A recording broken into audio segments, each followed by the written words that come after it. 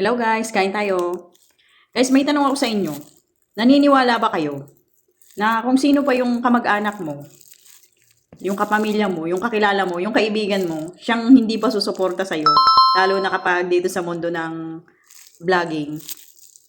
Naniniwala ba kayo doon?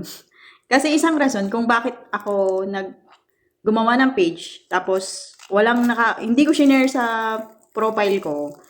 Kasi kung sino pa yung mga kamag-anak mo, yung mga kaibigan mo, siya pa yung hindi susuporta sa'yo.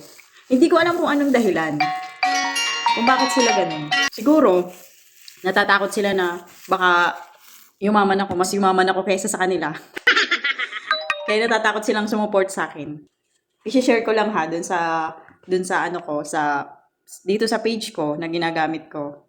Wala po talagang nakakaalam nito kundi yung asawa ko lang. Walang ibang nakakaalam na kakilala ko. Lahat po ng mga follower ko dito hindi ko kilala, hindi ko sila kaano-ano. Kasi nga, kung sino pa yung mga kakilala mo, kamag-anak mo, siya pang hindi susuporta sa'yo.